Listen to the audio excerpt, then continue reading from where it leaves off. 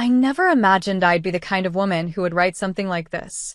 Not because I think I'm innocent, but because for most of my life, I believed I was right. People love clean stories. A hero. A villain. A clear line where everything went wrong.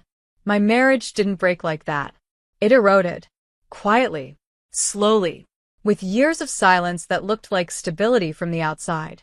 When I stood in that courtroom and asked for half of everything, the company, the ranch, the money, people stared at me like I'd lost my mind. Like I was greedy. Like I was heartless. But no one saw the years that came before that moment. No one saw how much of myself disappeared while Ethan built his empire. And if I'm being honest, neither did he. I met Ethan Walker in a lecture hall that smelled like dry marker ink and burnt coffee. Night classes. Construction management. He sat in the back, boots dusty, shoulders wide, notebook neat in a way that surprised me. He didn't look like the other men there. He looked like someone who worked. I was 22. Ambitious. Restless. Studying communications and dreaming of a life bigger than the one I grew up in. Ethan talked about beams and loads and foundations like they were living things. I edited his papers. He explained why buildings stood. We balanced each other. Or at least, that's what I told myself. When we married, we had nothing. A bad apartment. Cheap furniture. Shared dreams. Those early years were loud with hope. We counted nickels. We celebrated tiny wins. I framed a stupid receipt from a lumberyard for our first anniversary because it symbolized what we were building together. Back then, we meant something. The company started small. Really small. Ethan took jobs no one wanted. Driveways. Concrete patches. Debris hauling. He came home exhausted, sunburned, smelling like dust and sweat. I listened. I encouraged. I reminded him why he started. People forget this part, the invisible labor. The listening. The emotional glue. When he cried the first time he covered payroll for 10 men, I was the one sitting beside him in that truck. I held his hand while he shook. I told him he was doing something that mattered. That company didn't rise in a vacuum. It rose on sacrifices, mine included. As the years passed, the work got bigger. Steel frames. Shopping centers. Hospitals. Schools. And Ethan changed. Not in a dramatic way. In a subtle one. He became quieter. More inward. More married to the rhythm of his mornings. Coffee at 5:30. Boots by 6. Prayer for safety. Repeat. I adapted. Or rather, I shrank. Vacations disappeared. Conversations shortened. My career plans dissolved into later. I became the person who kept the home running so he could keep building.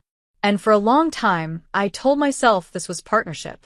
Until I realized I was living in the background of someone else's legacy.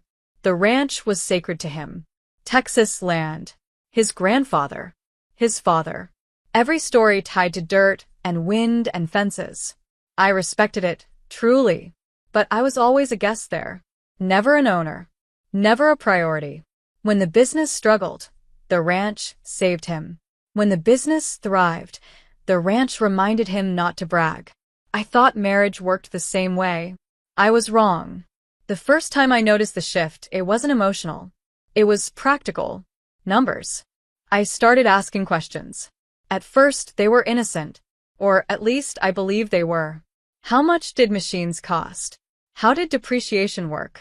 What happened during slow months? Ethan answered, but something changed in his eyes. Like trust was suddenly a calculation. He didn't realize what those questions meant to me. They weren't about greed. They were about fear. Because when you wake up one day and realize everything you've built is technically someone else's, you start counting. I'd been married to him half my life. But on paper, I was nothing. No ownership. No control. No safety net. So yes, I started learning. Writing things down. Understanding the structure of his world. He called it paranoia. I called it survival. And the more I learned, the clearer something became. If this marriage ever ended, I would walk away empty-handed. After everything I'd given. Then his father died. Grief hollowed him out. He retreated further into work and silence. I tried to reach him, but grief made him unreachable and invisible to my own loneliness. That's when I met Derek. He worked with Ethan, knew the business, understood the weight of it, and more importantly, he listened. I didn't plan for anything to happen. I swear that. But emotional affairs don't announce themselves. They slip in through cracks you didn't know were load-bearing. Derek saw what Ethan didn't. How alone I felt. How invisible. How scared. And once someone names the thing you've been pretending not to feel, it's already too late. I didn't wake up one day wanting to destroy my marriage. I woke up wanting to feel chosen, wanted, valued. And yes, eventually that turned into something I can't defend. But it didn't start as betrayal. It started as neglect. By the time Ethan started watching me like I was a stranger in my own house, I was already planning my exit. Quietly. Carefully. Strategically. I met with lawyers. I learned the rules. I prepared. Because love doesn't protect you in court. Paper does. And I believed, truly believed, that half of what he built was mine. Not because I wanted revenge, but because I refused to leave with nothing. I didn't know he was preparing to. I didn't know he was moving pieces I couldn't see. I thought I was ahead of him. I thought I was smart. I thought saying, I built his life too, would be enough. I was wrong. But that realization came later. Much later. By the time Ethan started watching me differently, I had already convinced myself I was the smartest person in the room. That sounds cruel when I read it back. But at the time, it felt like survival. When a marriage reaches the stage where silence becomes normal, you don't wake up panicking. You wake up calculating. You start measuring distance instead of closeness. You start planning for the day when we quietly turns into me. Ethan still woke up at 5:30. Still drank his coffee the same way. Still kissed my forehead out of habit. From the outside, nothing had changed. From the inside, everything had. Derek became my anchor in a way I didn't admit to myself. He knew the business, the machines, the contracts, the way Ethan thought. But more importantly, he understood me. Or, at least, he understood the version of me I had become. The woman who put her ambitions on hold. The woman who edited speeches but never gave one. The woman whose value was assumed, never acknowledged. I told myself I wasn't cheating. Not at first. I told myself this was emotional support. A bridge. Something temporary until Ethan and I found our way back to each other. But deep down, I already knew the truth. You don't hide something unless you know it's wrong. I became careful. Phones face down. Calls taken in the hallway. Lunches that ran long. Ethan noticed, of course he did. He just didn't confront me the way I expected. He grew quieter. Sharper. Like a man measuring something invisible. When I saw him standing in his office doorway one afternoon, watching me photograph a document, my heart nearly stopped. I laughed it off. Called him paranoid. It worked, but something shifted in his eyes that day. Something closed. At the time, I thought I'd won that moment. Now I know better. I started keeping notes. Not because I wanted to steal from him, but because I wanted proof of my contribution. I wanted to be ready when the time came. I told myself every wife does this. That understanding finances was responsible. But the truth was uglier. I was preparing for war, while pretending it was housekeeping. The affair became physical the same way everything else in my marriage had happened. Quietly, without fireworks. A hotel near the freeway. Neutral ground. No memories. No meaning. I remember staring at the ceiling afterward, not feeling guilt the way movies promised.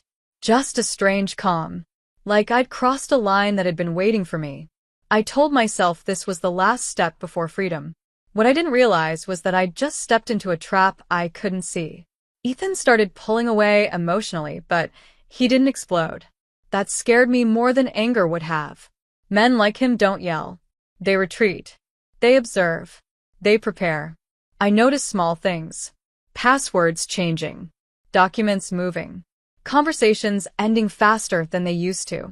When I asked him what was wrong, he said nothing. When I accused him of being distant, he said work was heavy. And I believed him because believing him meant I didn't have to face the possibility that he knew. Derek, on the other hand, grew bolder. He talked about the future, about how things should be. He told me Ethan trusted too easily, that the company could be run better, that my role in Ethan's life had been undervalued. Those words fed something hungry inside me. I started imagining a life where I wasn't just the wife, where I had power, ownership, security.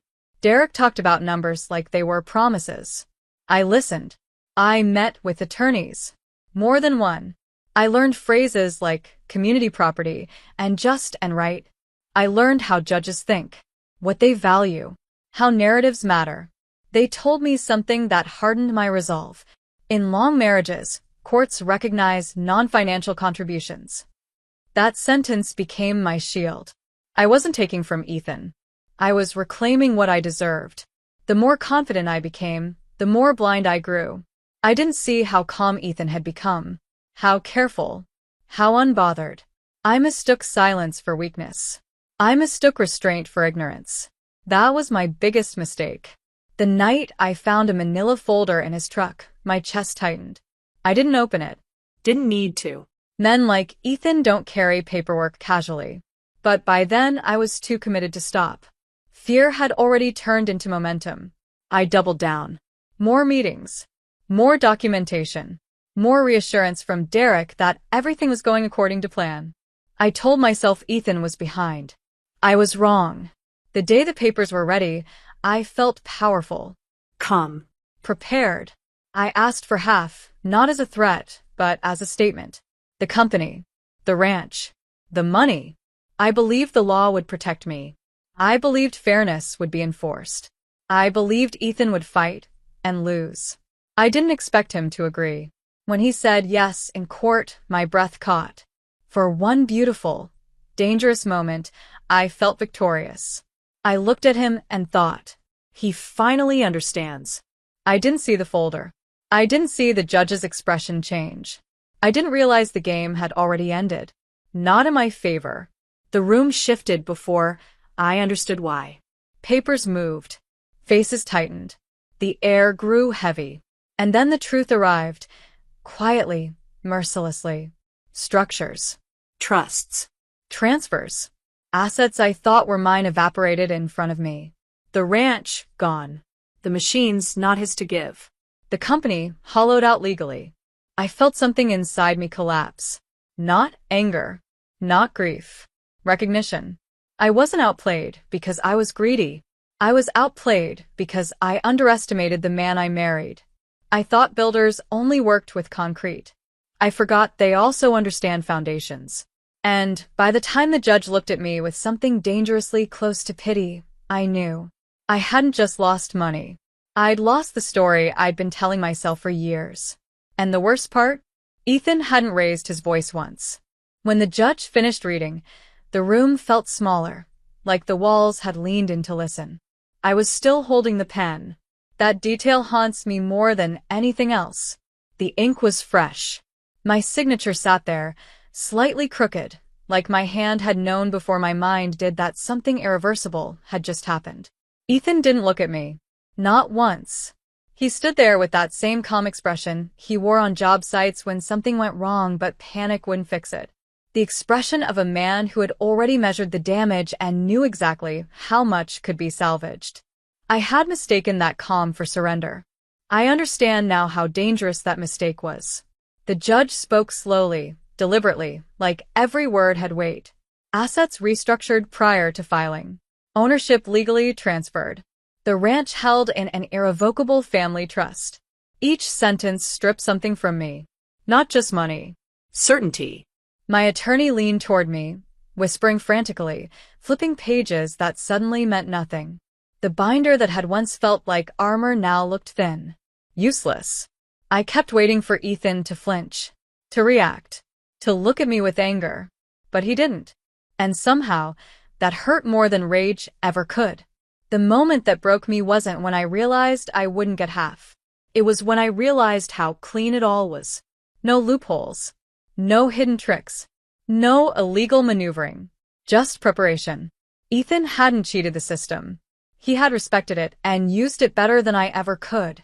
When he stood again and calmly offered a settlement, a fraction of what I demanded, the room went silent. I wanted to scream. Instead, I nodded, because the truth had finally cornered me. If I fought him, I would lose more than money. I would lose time. Dignity. What little control I still had. So, I signed. Again. Outside the courthouse, the Texas sun felt cruelly bright. Derek was pacing, phone already in his hand, whispering aggressively into it. His confidence had cracked. I could hear it in his voice. For the first time since I met him, he looked scared. I felt nothing. Not anger. Not comfort. Just distance. That scared me more than his panic. The days after the ruling passed in a blur. People talk about divorce like it's a moment. It isn't. It's a slow dismantling of identity. The house echoed. My phone went quiet. Friends stopped calling. The checks arrived. The money everyone said would set me up. It felt heavier than it looked. Because money without belonging is just a reminder of what you lost. Derek didn't last long after that. Ethan didn't fire him dramatically. There were no confrontations. No yelling. His access was revoked. His partnership dissolved. His reputation quietly collapsed. Word travels fast in industries built on trust. Clients stopped answering Derek's calls. Vendors hesitated. The man who once spoke about the future with such confidence now couldn't secure a meeting. He blamed me. Of course he did. He said Ethan had manipulated me. That the system was rigged. That I should have pushed harder. But the truth was simpler. Derek had mistaken proximity for power. And I had mistaken attention for loyalty. One night, weeks later, Derek stood in my kitchen shouting about lawyers and appeals and revenge. I listened. And realized I didn't recognize the man in front of me. He wasn't my savior. He wasn't my partner. He was just another person who thought he could take something that wasn't his. I asked him to leave. He laughed at first. Then he saw my face. And he left. That was the last time I saw him. Ethan never contacted me again. Not once. No texts. No calls. No closure. At first, that enraged me. How dare he move on so cleanly while I sat with the wreckage? But eventually I understood. Closure is a gift you give yourself. And he didn't owe me one. Months passed. I downsized. Sold furniture. Moved into a place that didn't echo so loudly. I tried dating. Every conversation felt shallow. Every man wanted a version of me that no longer existed or never truly had. At night, I replayed moments I dismissed for years. Ethan quietly fixing things without being asked. Ethan listening without interrupting. Ethan trusting without questioning. I had called that boring. I had been wrong. The ranch haunted me most. Not because of the land itself, but because of what it represented. Legacy. Continuity. Something that didn't need applause. I had tried to extract value from something that was never meant to be divided. And in doing so, I had revealed how little I truly understood the man I married. One evening, I ran into Tony, one of Ethan's longtime employees, at a grocery store. He looked surprised to see me. Polite. Guarded. We exchanged small talk. Then, he said something that lodged itself deep in my chest. He's doing good, Tony said. Company's steady. Ranch looks better than ever. I nodded. And for the first time, I felt something close to peace. Not because I was forgiven, But because he was okay. People online love to ask, do you regret it? That's the wrong question. Regret implies a single wrong choice.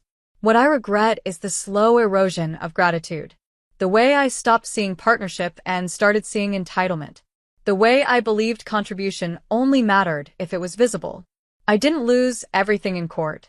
I lost it long before that. I lost it the day I stopped believing quiet effort counted. The day I believed love should come with invoices. The day I mistook strategy for strength. Ethan once told me something years ago, sitting on the porch at the ranch. You don't brag to land, he said. You respect it. I didn't understand then. I do now. Some things aren't meant to be divided, demanded, or defended. They're meant to be protected. I tell this story now not to excuse myself, not to vilify him, but to warn anyone who believes love is a ledger. Because when you start counting what you think you're owed, you stop seeing what you already have. And sometimes, by the time you realize the difference, the foundation is already set, and you're standing on the wrong side of it.